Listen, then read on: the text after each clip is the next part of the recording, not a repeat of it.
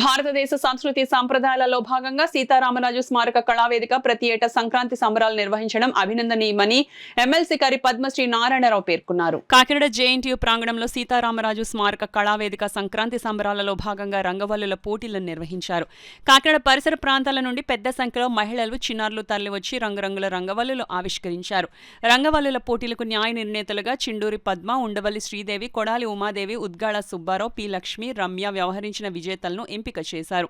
కార్యక్రమంలో భోగిమంటలు, గంగిరెద్దులు, హరిదాసులు కార్యక్రమానికి కళావేదిక కార్యదర్శి పంపన దయానందబాబు స్వాగతం పలికారు. సంస్థ అధ్యక్షులు కరి అచ్యుతరామారెడ్డి అధ్యక్షత వహించగా ఎమ్మెల్సీ కరి పద్మశ్రీ నారాయణరావు దంపతులు ముఖ్య అతిథులుగాను, సంస్థ గౌరవ అధ్యక్షులు కరి భామిరెడ్డి, గౌరవ సలహాదారులు గట్టి సత్యనారాయణ విశిష్ట అతిథిగాను, ఎనిమిరెడ్డి మాలకొండయ్య, జగన్నాథరాజు గౌరవ అతిథులుగా పాల్గొన్నారు. ఈ సందర్భంగా అతిథులు కరి పద్మశ్రీ మాట్లాడుతూ మన సంస్కృతి సంప్రదాయాలను భవిష్యత్ తరాలకు తెలియజేసేందుకు సీతారామరాజు స్మారక కళావేదిక చేస్తున్న కృషిని ప్రశంసించారు.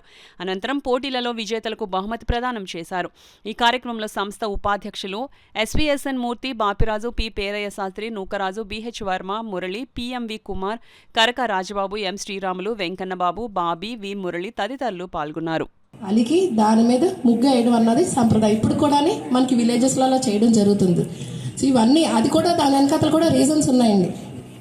ఇదేంటి పేడతో అలకడం ఏంటి అని అనుకోవచ్చు. కాదు, ఏంటంటే ఇన్ఫెక్షన్లు అవన్నీ రాకుండా ఉండడానికి మనకి గుమ్మం దగ్గర చేయడం జరుగుతుంది. దాని ద్వారా ఇది ఎందుకు ఎర్లీ అవర్స్లో చేస్తారు, ఎందుకంటే పొద్దున్నే మనం లెగిసిన వెంటనే ఇవన్నీ కూడా యాక్టివేట్ అవ్వాలనే ఉద్దేశంతో. సో ఇది ఒక కల్చర్ ట్రెడిషన్గా తీసుకొని, ఎందుకంటే మన భారతీయ సంస్కృతిని కూడా తెలియజేస్తుంది. ఇది భారతదేశం అంటే పండగలకి చాలా ఫేమస్. మన తెలుగువారు అవనండి, భారతదేశీయులు ఎవరైనా సరే, మన దేశం దాటి వెళ్ళినా సరే, ఫారిన్లో ఉన్నా సరే మన సాంప్రదాయాలను మర్చిపోలేదు.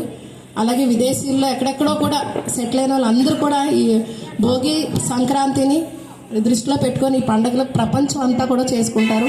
సో మీరందరూ కూడా దృష్టిలో పెట్టుకొని మర్చిపోవద్దు what is our tradition and culture.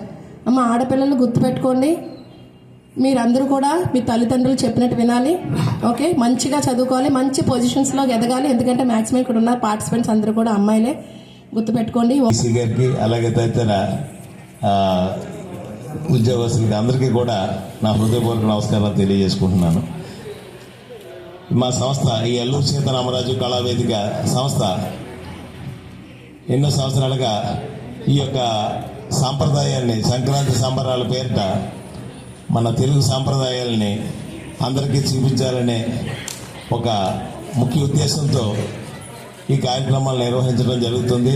దానికి పెద్దలు, రాజకీయవేత్తలు, అలాగే చిన్నారులు అందరూ కూడా దీనికి సహకరిస్తూ మాకు ఎంతో దీనికి ఈ కార్యక్రమానికి తోడ్పాటు అందిస్తున్నారు. అలాగే ఈ కార్యక్రమానికి విచ్చేసిన ముఖ్యంగా ఒక సాంప్రదాయంలో ముఖ్య సాంప్రదాయం ఏంటంటే గంగిరెడ్డిలు వారికి కూడా నా యొక్క అభినందనలు తెలియజేస్తున్నాను. అలాగే హరిదాస్ గారు కూడా నా యొక్క హృదయపూర్వక నమస్కారాలు తెలియజేసుకుంటున్నాను. ఆనందంగా, ఉత్సాహంగా, ఉల్లాసంగా ఆ రోజులు గడుపుకుంటున్నాం. దానిలో భాగంగానే ఈ యొక్క సీతారామరాజు స్మారక కళావేదిక సంస్థ వారిచే ప్రతి ఏడాది సంక్రాంతి సంబరాల సందర్భంగా గత 3 సంవత్సరాల నుంచి కూడా జేఎన్టీయూ క్యాంపస్లో ఈ యొక్క కార్యక్రమాలని నిర్వహిస్తున్నాం.